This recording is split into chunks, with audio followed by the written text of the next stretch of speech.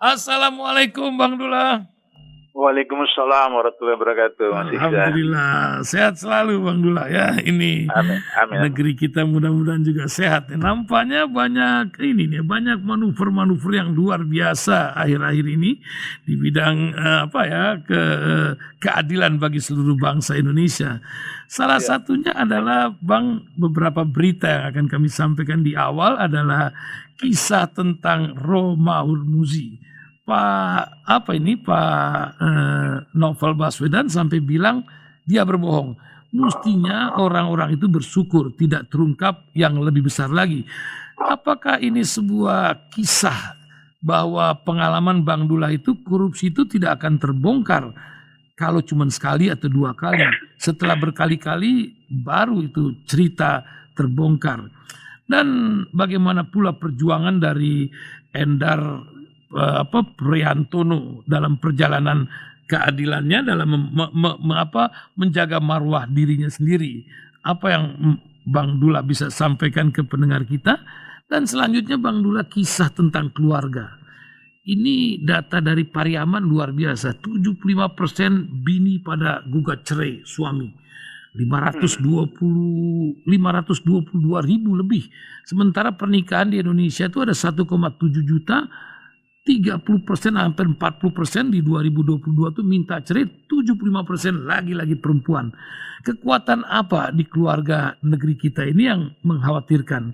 Itu diantara yang kami ingin minta pencerahan dari Bang Abdullah Yahmawa. Silakan Bang Abdullah. Ya, terima kasih. Assalamualaikum warahmatullahi wabarakatuh. Para pendengar Radio Rasil yang insya Allah dirahmati Allah Taala. Pertama, soal Romi, mantan ketua umum P3 yang ditangkap KPK beberapa tahun yang lalu, yang dia mengatakan bahwa dia dijebak dan seterusnya, sehingga kemudian kata saudara Novel Baswedan, ya itu dia seharusnya bersyukur karena baru itu yang dibuka, yang lain belum terbuka. Jadi saya ingin jelaskan bahwa sebagai orang yang terlibat dalam penyusunan SOP KPK, saya tahu betul proses. Karena kalau tidak ikut SOP itu, kemudian seorang pegawai KPK, khususnya penyidik atau jaksa KPK, itu bisa diproses oleh Majelis Kode Etik. Jadi kalau seseorang itu, SOP-nya begini, kalau seseorang itu penyidik atau JPU KPK itu mau melakukan pemantauan atau menyadap, maka dia harus ajukan memo resmi kepada Kasatgasnya. Kalau Kasatgasnya itu setuju, maka dilanjutkan ke direkturnya. Direktur setuju, dilanjutkan ke deputinya. Deputi setuju, dilanjutkan kepada pimpinan. Nah, pimpinan minimal 2 orang harus tanda tangan, harus menyetujui apakah tanda tangan basah atau tanda tangan secara online. Kalau kebetulan pimpinan ada di luar daerah, online, pengesahan online. Baru kemudian dia bisa menyadap. Kemudian setelah dia menyadap, kemudian bagian penyadapan itu memberikan resume tentang apa yang dia sadap.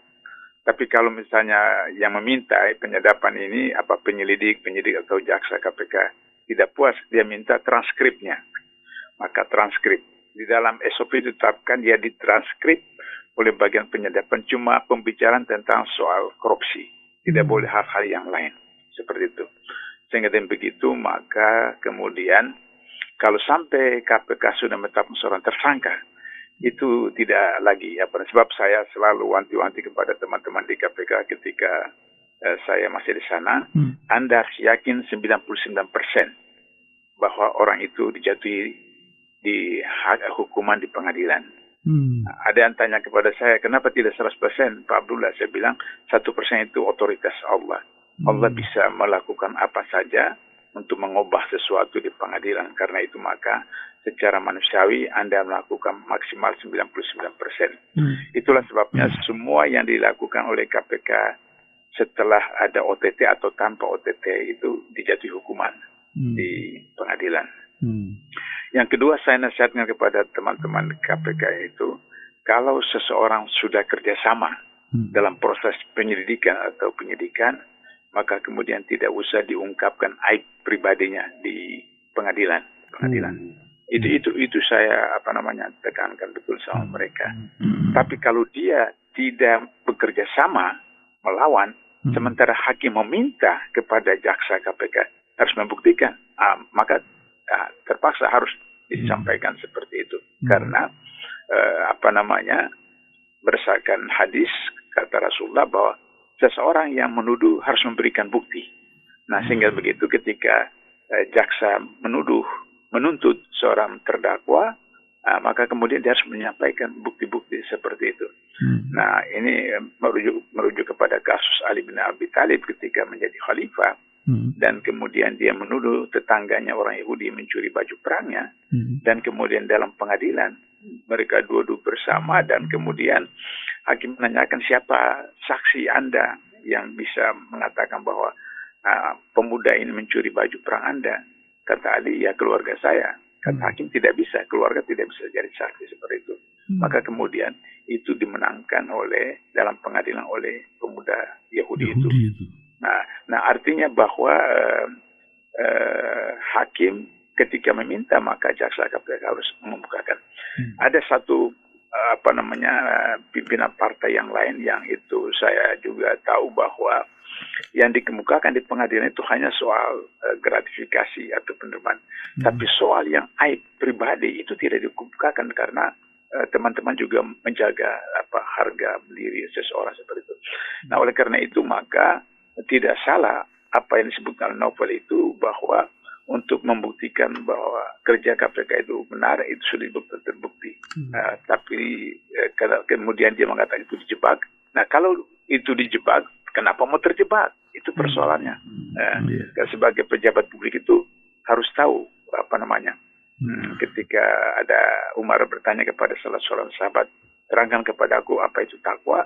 Kata sahabat itu, kalau Anda berjalan di tempat-tempat yang ada duri-duri di jalanan, bagaimana Anda melalui jalan itu?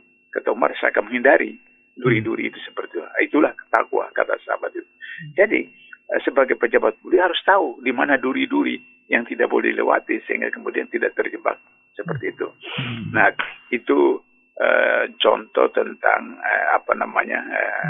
ketua umum, mantan ketua umum P3. Nah, oleh karena itu maka seperti katakanlah saya sering menggunakan istilah yang paling ekstrem itu, korupsi itu seperti perzinahan.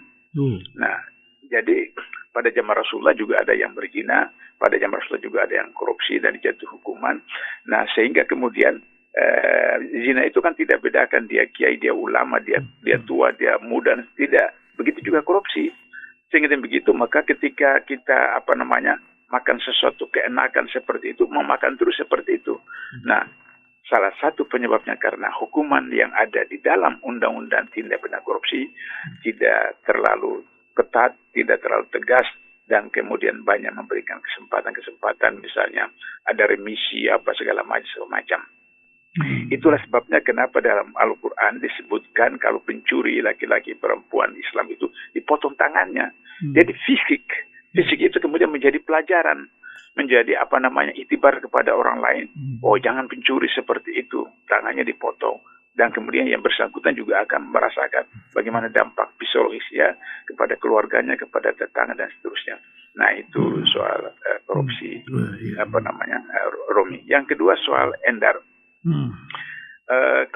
Pagi ini saya baca semacam rilis dari Endar di dalam grup alumni KPK yang dia menjelaskan bahwa alasan pimpinan KPK memecat dia karena keyakinan. Padahal ini lembaga hukum yang berdasarkan hukum. Fakta-faktanya apa? Katakanlah misalnya di KUHP pasal berapa, ayat berapa, di Undang-Undang Tipikor pasal berapa, ayat berapa, Undang-Undang KPK pasal berapa, ayat berapa, atau Kode Etik KPK, atau SOP KPK, atau Peraturan Kepegawaian KPK pasal berapa, ayat berapa. Itu tidak dijelaskan, dibilang hanya berdasarkan keyakinan. Berarti hanya selera daripada pimpinan.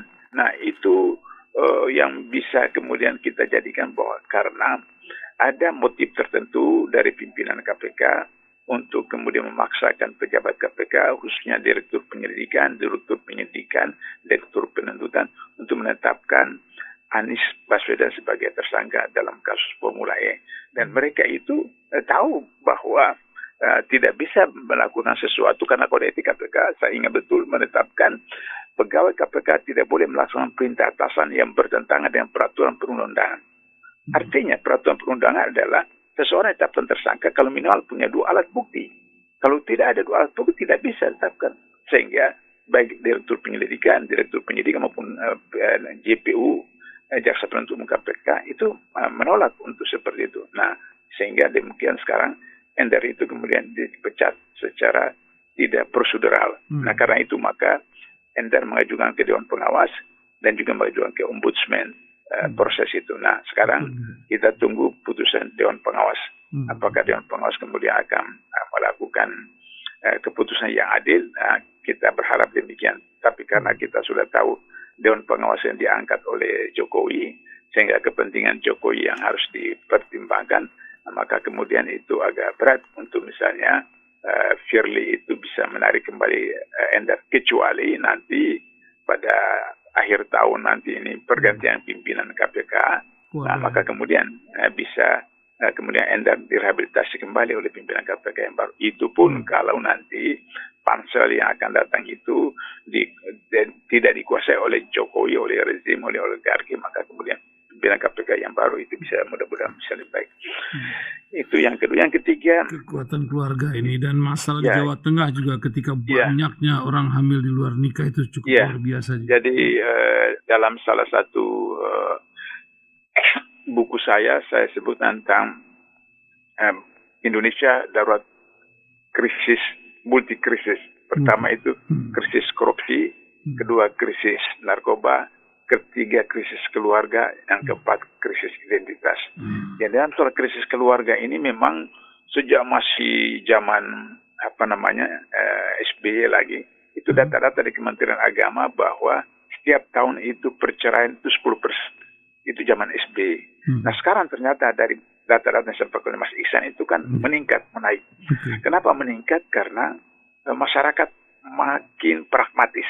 Kemudian kondisi politik makin dikuasai oleh oligarki, yang semua dinilai dengan uang, semua dinilai dengan harta, semua dinilai dengan materi, sehingga akhirnya kemudian istri-istri itu kemudian menuntut yang lebih daripada kemampuan suami. Padahal kalau mereka menikah tanpa saling kenal mengenal, barangkali bisa dipahami. Tapi kan hampir jarang sekali ada yang hari ini menikah karena dijodohkan oleh keluarga atau orang tua misalnya, tapi karena cinta.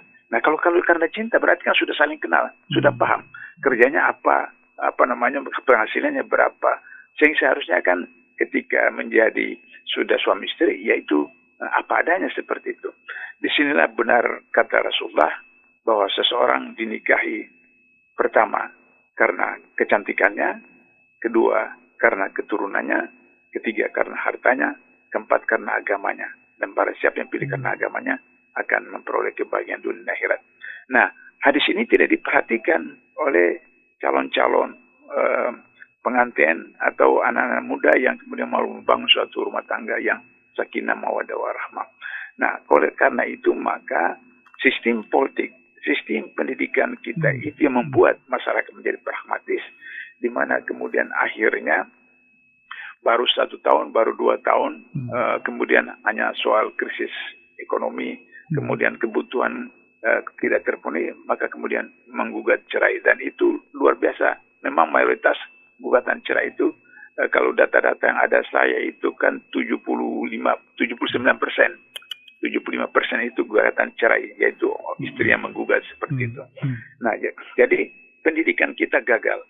Pendidikan kita melahirkan anak-anak didik yang bertentangan dengan Undang-Undang 45, yaitu melahirkan adik yang beriman dan bertakwa, yang kemudian itu sesuai dengan perintah Al-Quran, tapi kemudian menjadikan mereka anak didik yang pragmatis, yang kemudian menjadi materialistis, kemudian menjadi sekuler dan seperti itu. Menjadi sistem politik. Luar biasa. Sementara kita masih memerlukan contoh kepemimpinan yang dapat meredam ini semua. Tapi ke depan ini kepemimpinan kita juga dikomentari oleh halaman muka media Indonesia pagi hari ini, Bang Dullah, ketika diberikan judul Presiden bantah ikut cawe-cawe soal pemilihan presiden. Apakah demikian? Karena memang kan kesibukan presiden harusnya untuk semua bangsa ini, tapi persiapan ini menjadi sorotan. Apa yang Bang Dullah lihat dari perjalanan menuju 2024 ini, Bang Abdullah, buat pendengar kita? Silakan, Bang. Halo? Satu-satunya presiden di Indonesia, mulai dari 45 sampai sekarang, yang tidak mengerti undang-undang. Tidak paham tentang undang-undang. Sehingga dengan begitu maka dia melakukan apa saja berdasarkan kemauan dia. Atau kalau toh dia mengerti undang-undang, hanya diperintahkan oleh oligarki yang membiayai dia, yang mendukung dia untuk melakukan apa yang diinginkan oleh oligarki. Coba kita lihat alasan dia ketika diwawancarai oleh wartawan. Kenapa Nasdem tidak diundang? Nasdem tidak diundang. Padahal Nasdem itu masuk dalam koalisi Jokowi. Alasan dia bahwa kan Nasdem sudah punya koalisi sendiri. Nah, kalau dia katakan bahwa dia sebagai kepala negara, sebagai pejabat publik, sehingga juga terlibat dari itu, maka seharusnya kan semua partai politik diundang kalau memang dia sebagai kepala negara yang mau menjamin agar supaya pemilu berjalan dengan baik, pilpres berjalan dengan baik, semua partai, apapun koalisinya. Tapi ternyata dia memilih, berarti itu sudah memihak kelompok dia. Berarti ini perintah oligarki seperti itu. Nah, sehingga di sini kelihatan bahwa dia bukan seorang kepala negara yang mengerti tentang apa yang disebut dengan negarawan. Ketika waktu SBY ketika mengatakan coba untuk memberikan komentar tentang Capres-Cawapres 2014, Pramono Anung waktu itu kemudian mengkritik SBY. Jangan ikut-ikut campur soal Pilpres. Nah, hari ini bahkan kemudian Pramono Anung sebagai sekretaris negara bersama-sama dengan Jokowi datang ke Megawati memaksakan agar supaya Megawati menetapkan Ganjar sebagai capres dari PDIP.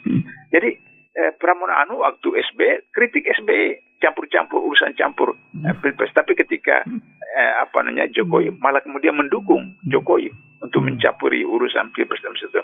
Nah, sehingga saya biasa bercanda kepada beberapa teman, Jokowi ini cocok jadi gubernur atau wali kota atau bupati karena beliau itu main nabrak saja, main buat aja, tidak perlu undang-undang peraturan, sehingga tidak perlu kenegarawan. Jadi gubernur, bupati, wali kota di Papua sana di Kalimantan, sehingga dia bangun saja jalan apa, kemudian proyek-proyek apa seperti itu. Bukan sebagai kepala negara. Kepala negara itu di atas puncak gunung, dia melihat ke bawah seluruh Nusantara ini, maka dia akan lihat di mana persoalan bangsa, persoalan rakyat, persoalan negara dan seterusnya. Bukan sebagai seorang kepala daerah di satu kabupaten, satu provinsi, satu kota terpencil sehingga semau dia sebagai raja seperti itu. Ini sangat disayangkan pada akhir-akhir periode dia malah membuat blunder yang banyak sekali. Padahal saya katakan kalau mau dicatat sebagai seorang yang punya prestasi, ya seharusnya husnul khatimah, menyerahkan kekuasaan kepada yang berkepentingan, yang lebih cocok dan seterusnya, daripada kemudian terlibat dari segala kegiatan politik praktis yang akhirnya nanti mengalami nasib yang sama seperti Soekarno dan Soeharto, atau yang terakhir mantan Presiden Amerika ditahan karena terlibat dalam kasus-kasus korupsi dan seterusnya. Begitu Mas. Terima kasih Bang Dullah. Sedikit Bang Dullah, nasihat Jumatnya sebagai warga senior untuk seluruh pendengar Radio Silaturahim kali ini 34 negara yang dengar kita ini. Silakan Bang Abdullah ya, Mawa. Nasihat. Iya. Jadi karena tujuan som Ramadan itu dalam Al-Baqarah 183 yang biasa kita dengar, kita baca itu tatakun muttaqin. Berarti bahwa muttaqin itu dasarnya adalah iman. Kata Rasulullah, iman itu adalah sabar dan syukur. Nah, oleh karena itu maka ketika kita saum kita sabar, melihat orang makan, orang minum kita sabar. Kemudian ketika berbuka kita syukur, kita menikmati dan seterusnya. Maka kemudian hari ini setelah sudah berapa hari kita masuk bulan Syawal, bagaimana tingkat kesabaran kita pada waktu Ramadan itu kita tingkatkan sehingga demikian apa yang terjadi dalam kasus di Pasaman atau di Jawa tentang apa perceraian semacam itu berarti tidak sabar sehingga hakikat dari saum Ramadan tidak diresapi. Dan karena itu maka kemudian harus bersabar sehingga kemudian apapun cobaan. Zaman Rasulullah ketika di Mekah itu mereka makan daun dengan akar ketika diblokade oleh orang kafir. Kita masih bisa makan nasi dengan dengan air putih misalnya. Ya, atau makan singkong misalnya, atau makan Rasulullah yang sahabat itu makan akar dengan daun. Karena godaan tantangan seperti itu jadi sabar. Kemudian syukur kita masih punya rumah kontrakan, syukur kita masih punya naik sepeda, syukur kita bisa punya uang untuk naik bis dan seterusnya. Ada orang yang jalan kaki berkilo-kilo tidur di bawah jembatan. Nah, oleh karena itu semangat Ramadan kita sudah bersyukur karena doa kita tahun lalu dijabah oleh Allah sehingga kita malah bisa memenuhi kewajiban kita tahun ini, dan kemudian dengan bersyukur itu mudah-mudahan kita dipertemukan lagi Allah untuk Ramadan tahun depan, karena Ramadan itu kata para sahabat, nah kalau andai kata orang memahami tentang Ramadan, mereka ingin agar supaya semua tahun 12 bulan itu bulan Ramadan, karena bulan Ramadan itu penuh rahmah, penuh berkah, penuh hidayah, penuh rezeki dan seterusnya. Nah, sebagai penutup mudah-mudahan Bapak Ibu pendengar yang ada hari ini bisa memiliki sifat sabar dan syukur sehingga kemudian meningkatkan kualitas keimanan kita sesuai dengan tujuan saum Ramadan tadi, takun. Gitu, Mas Ihsan. Terima kasih Bang Dullah, semoga sehat selalu dan Allah memberikan keberkahan dalam hidup ini. Assalamualaikum warahmatullahi wabarakatuh.